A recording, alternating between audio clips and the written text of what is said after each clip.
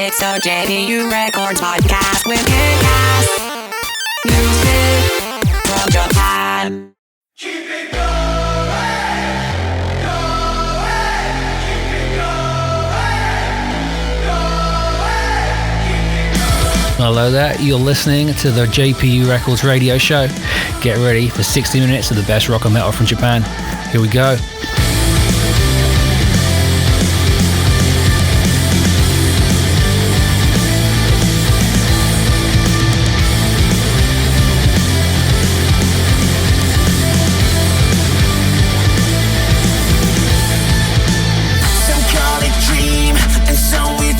Disagree, but as you breathe, you can change their minds 180. So how much longer will almost be to those who see? And this go down when I am feeling closer. Back to the start as I'm falling apart. The train leaves in the morning, leaving me with these scars where the fanatic dreams give you trouble at home. Just thinking heavily above the clouds on top. Life is a scene, change to disappear, but you're gonna be the one to hold your own inside this background. They never know his bad or right, boom, but you're gonna let go like it's your last chance.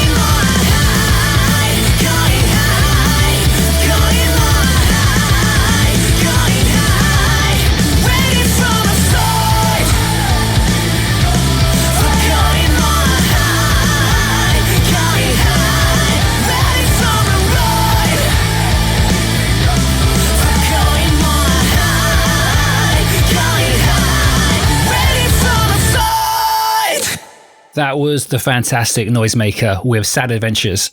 They were one of the very first bands that took me out. Actually, we spent all night together in Tokyo a good few years ago. If you don't know, I'm Tom Smith. I run JPU Records, one of the biggest record labels outside of Asia for Japanese music.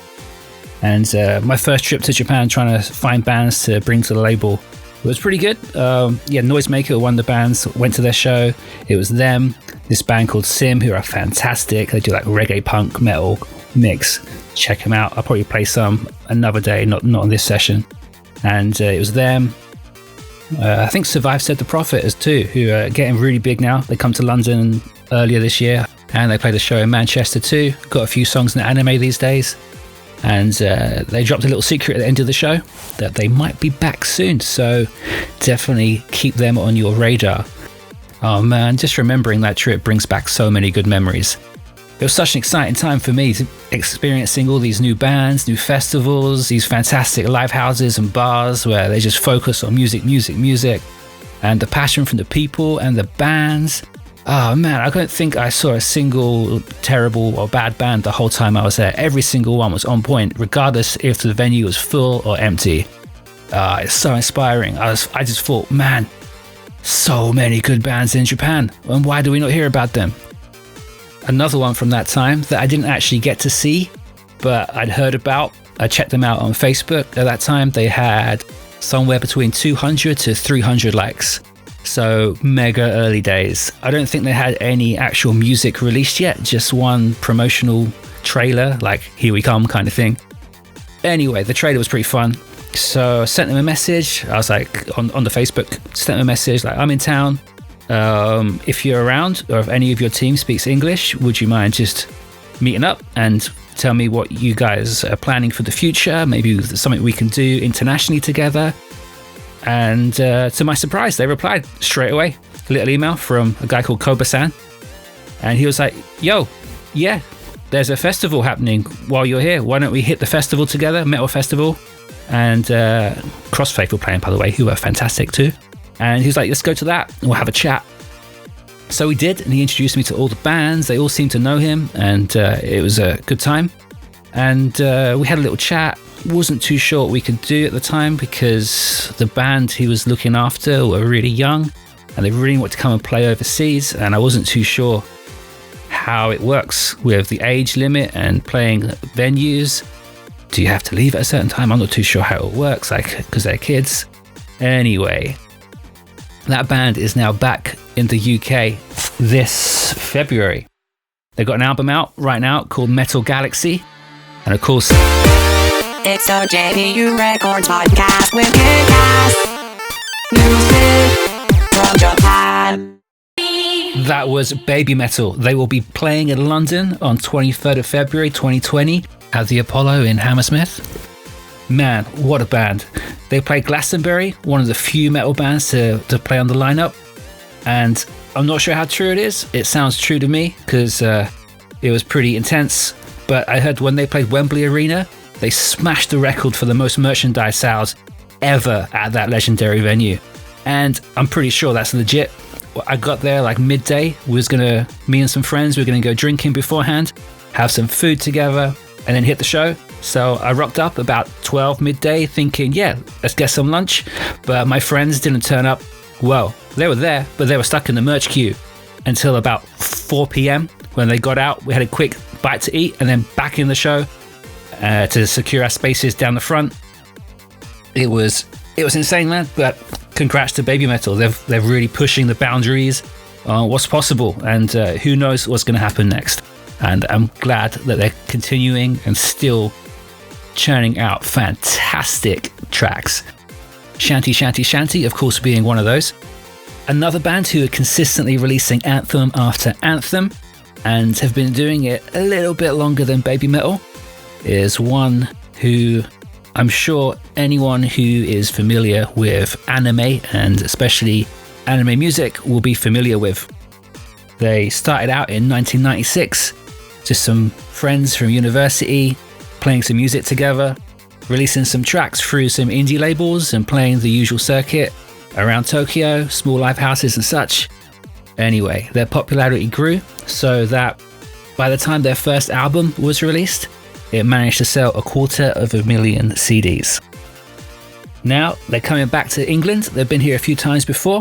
They'll be playing the Dingwalls in Camden on 24th of November, later this year. And they've got a new album out called Hometown, and this will be the Hometown Tour. Tickets are on sale now, so make sure you snap them up before it's too late.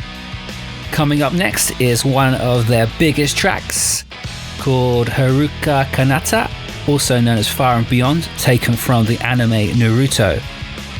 The band is, of course, Asian Kung Fu Generation.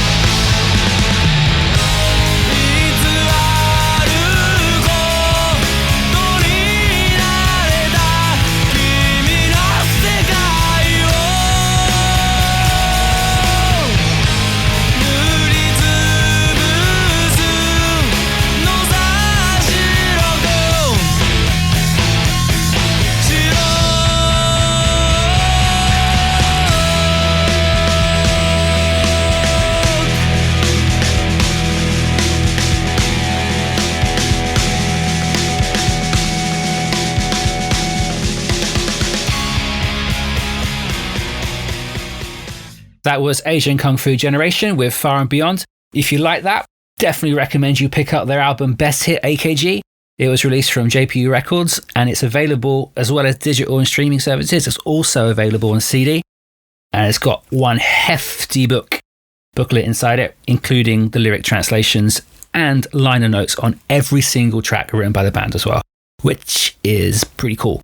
Nearly all the CD releases from JPU Records include lyric translations and also transliterations, which is when the Japanese is written using English letters, so it's kind of written how it sounds. So you can sing along if you want, and then you can read the translations and see what the meaning of the song is as well.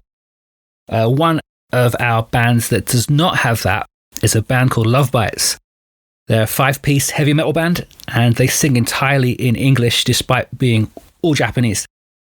And they recently came over and played Download Festival, and of course it was amazing. The tent for them was rammed.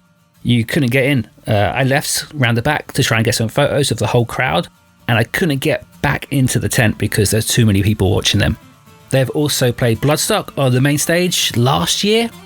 Might have been the year before, I'm losing track. I think, yeah, definitely year before, sorry about that. And they are going to be doing a UK tour soon in November with the mighty Dragon Force. They'll be playing in Edinburgh, Hull, Leeds, Manchester, Birmingham, London, Norwich, Southampton, Cardiff, Northampton and Newcastle.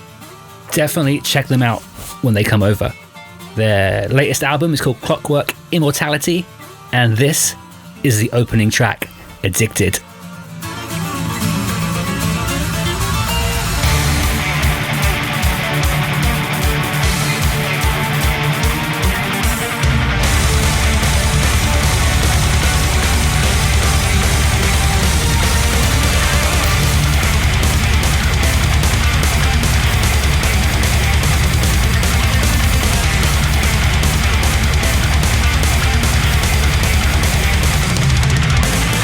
Let's take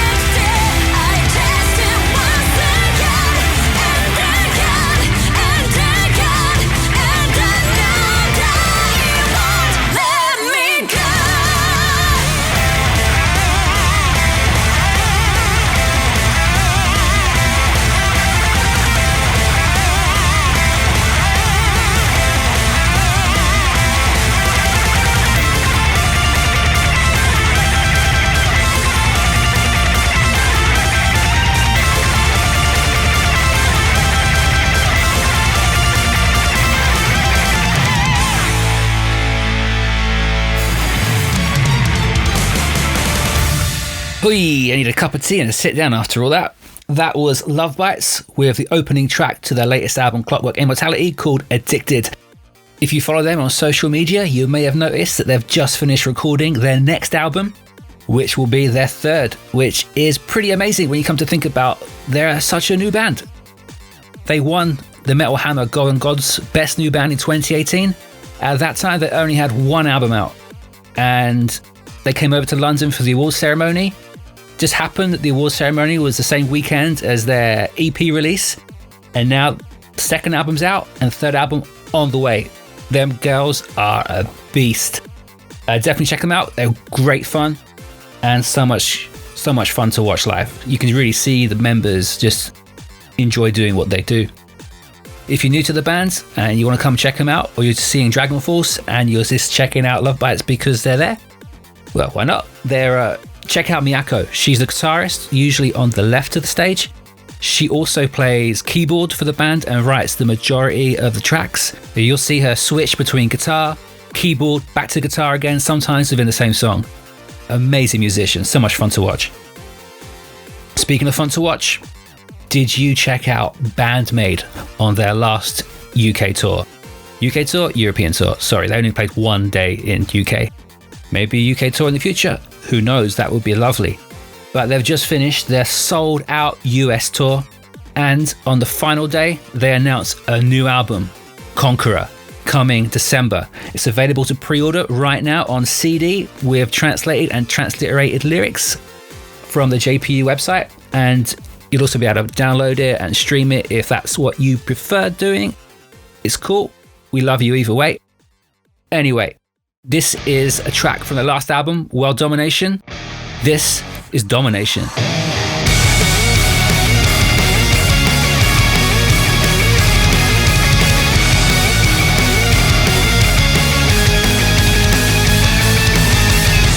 Love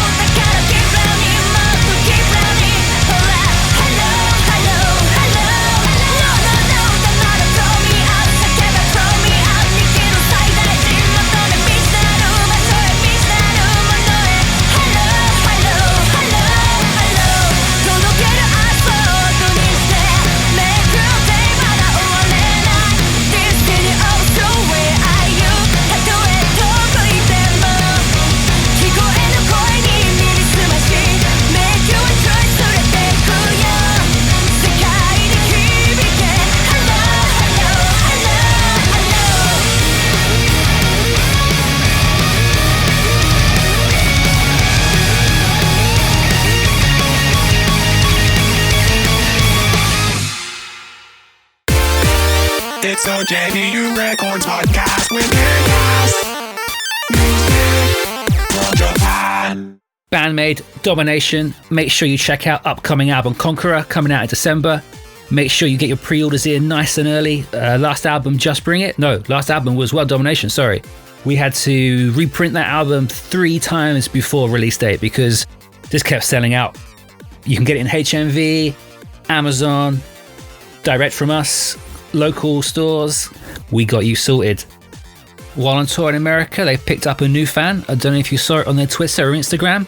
Tony Visconti, the legendary producer, having worked with such legends as David Bowie and T-Rex, he saw the band and absolutely loved them. I'm looking at his Twitter right now, and I'll just read his comments with the picture he has with the band. BAND-MAID, loads of exclamation marks. You've heard of J-pop? They are J-prog rock, exclamation mark. They shred, exclamation mark. Saw them last night. They played HOB Dallas tonight and Echoplex Los Angeles, blah, blah, blah, blah, blah, blah, blah. Seeing is believing. Yeah, definitely see them, believe them, and get a CD. Hopefully they'll be back in the UK sometime soon. I'm pretty certain it will happen. They love to tour and they keep asking to come back and come back and come back. So yeah, keep an eye out. Check them out on social media, BAND-MAID, or just follow JPU Records on any kind of social media you like. We're pretty much on all of them, and we'll keep you updated when news comes of a tour. And yeah, man, what a year it has been so far. 2019, so many bands coming over touring, playing festivals. Well, I say 2019, 2020 soon. One of the phenomenons coming over for 2020 is not really J-rock, not really Japanese metal. It's a new genre from Japan known as Vocaloid. This is music produced with synthetic vocals. The genre has been huge in Japan. It's been able to get into the charts, top 10, top albums, reaching #1. The fans have really got behind it. You got a the comic market over there. It's the biggest kind of comic convention. It is a comic convention in the world. The one that just happened had 750,000 people attend over 3 days. That is insane. There you might meet some Vocaloid producers who are trying to sell their CDs direct to fans by themselves. One of the biggest, most established personas of the genre is called Miku Hatsune. She has her own vocal set, which is very popular to use. You might have seen her if you're familiar with Japanese culture, or even a few years ago, Comic-Con used to get people dressing as Miku Hatsune all the time, usually holding a leek in one hand and with a bluey green wig on. Miku Hatsune is coming back to London for the second time for her Miku Expo. This time, it will take place at the O2 Academy Brixton on 11th of January 2020. Honestly speaking, can't stand Vocaloid. The way the sound of the vocals is just gets me on edge. It's like nails being taken down a chalkboard. But hey, each to their own, yeah? I tried to like it. It's not for me.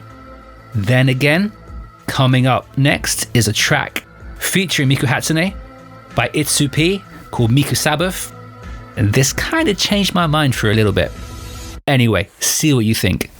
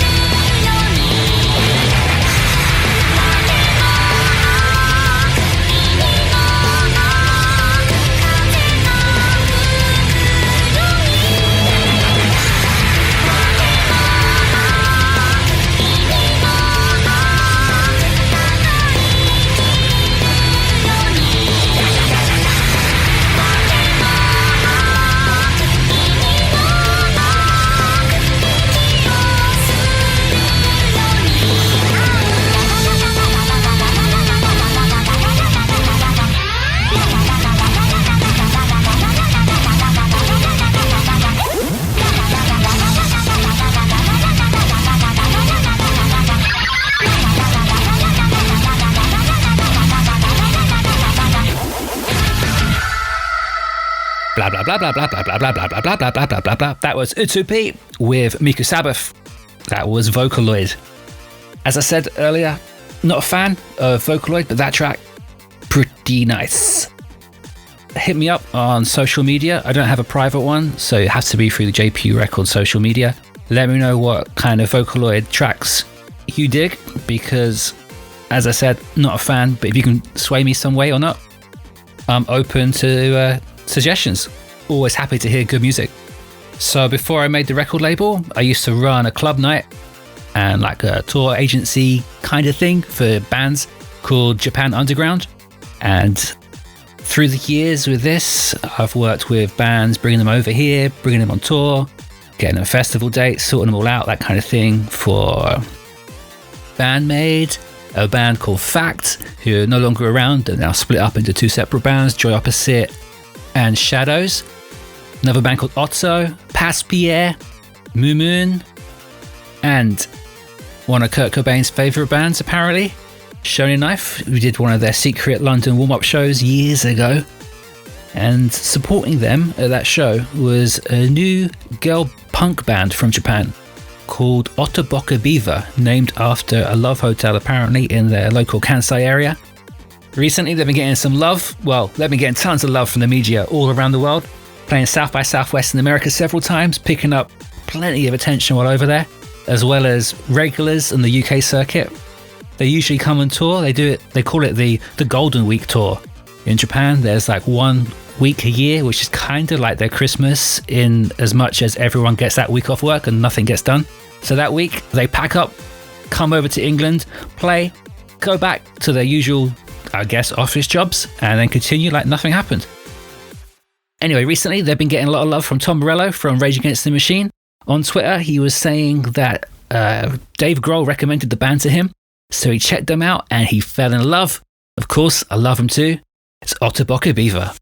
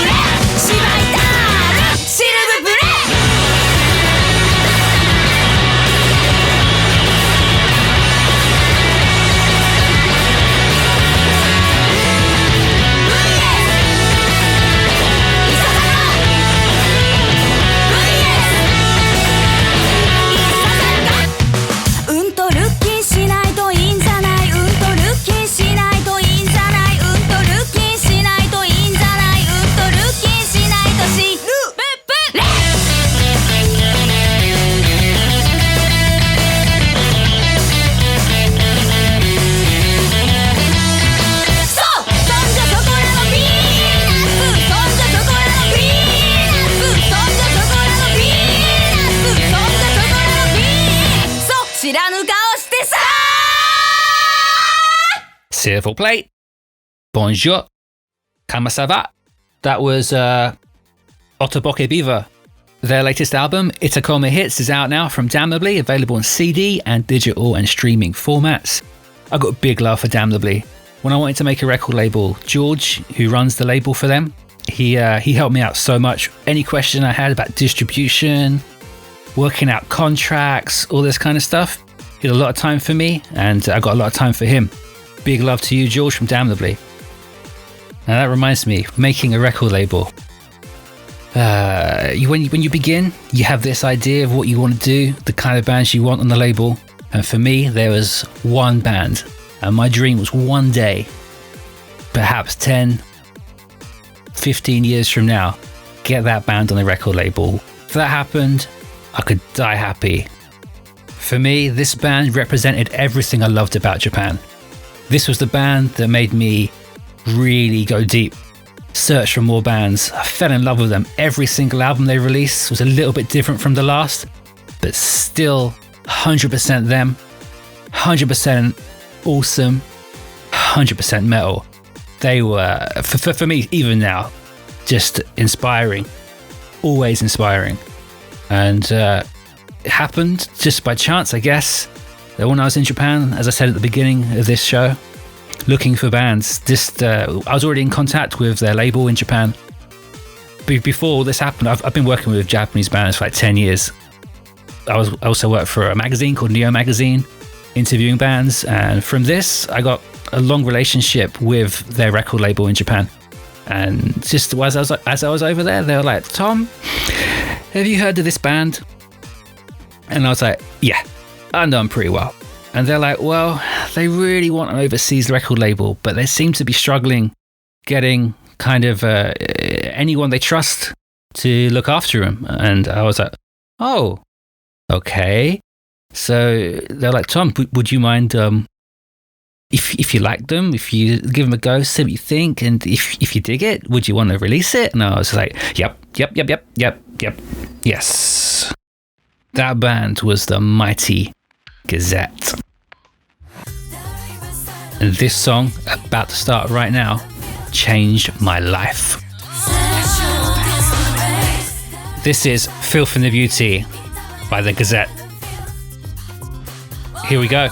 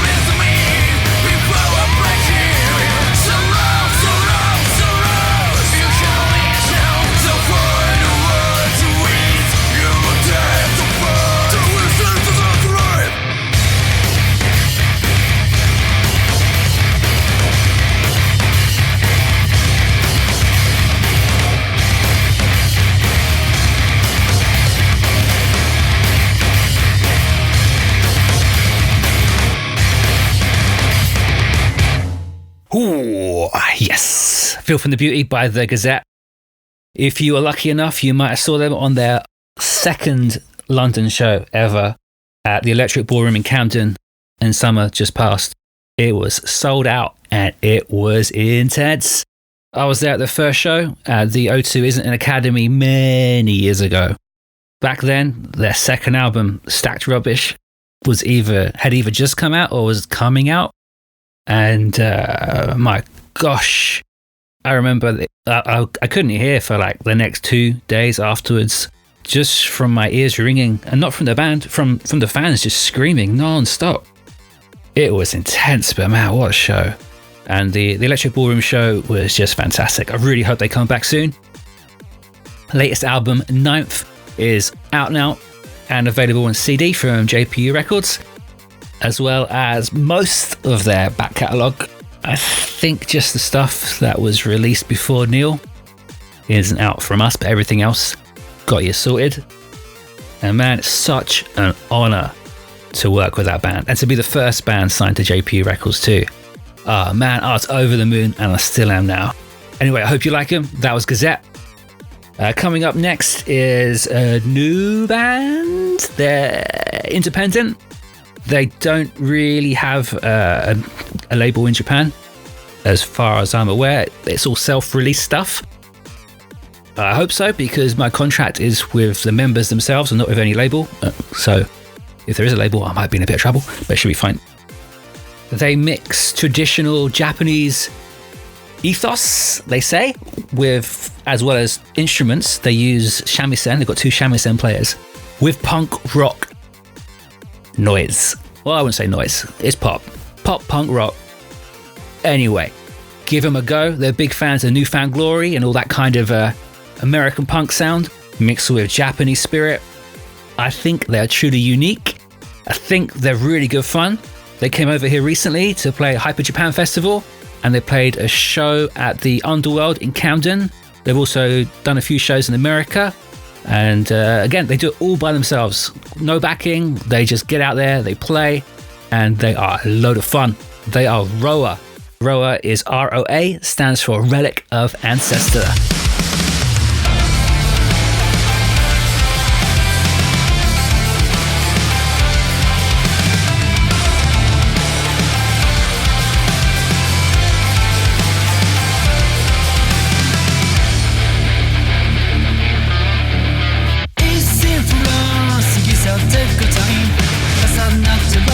そう極端過ぎ去してくらい You got to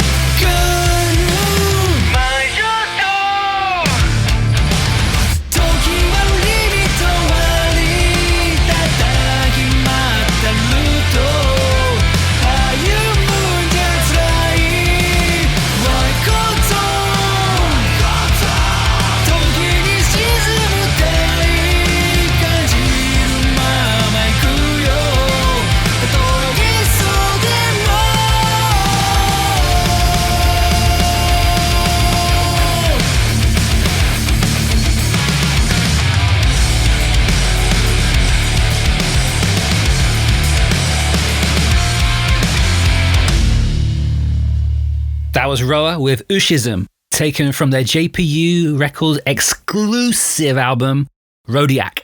Yeah, in Japan, that album doesn't exist at all.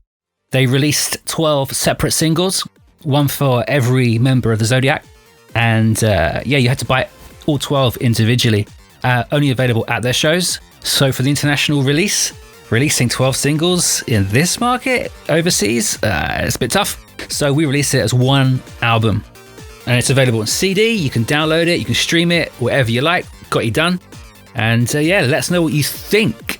I think the shamisen sound, especially the shamisen solo in the mid and middle bit, is a really unique sound, and it's flipping cool. Anyway, we're fast approaching the end of the very first JPU Records radio show. Thank you so much for listening. It's been a bit nervous for me. I hate talking at the best of times, and here I am yattering on by myself for an hour, and it feels really self-indulgent just chatting about the stuff that I like. But that's what JPU Records is. It's all the tracks and all the bands that I love, and I want to talk about them. And it's not just the bands signed to JPU Records that I love, like the first two that we played, NOISEMAKER, BABYMETAL. They're not JPU bands, but they're really good. And that's the kind of stuff we'll be playing, and I hope you enjoyed it too.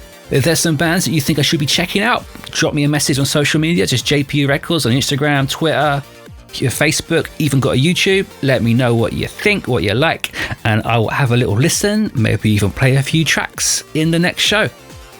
I'm going to leave you with our latest release, which is another all-girl band. It just seems to happen that these girls in Japan are producing some really good metal right now. They're called Mary's Blood.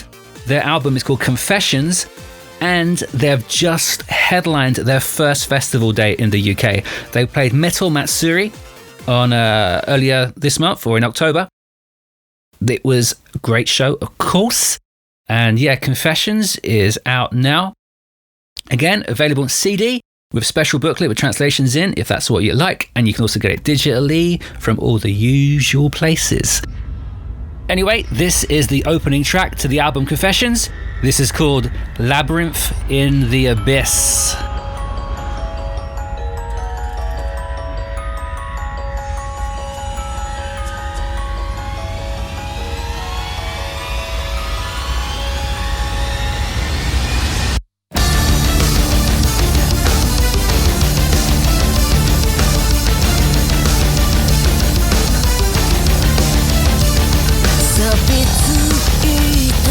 扉迎えに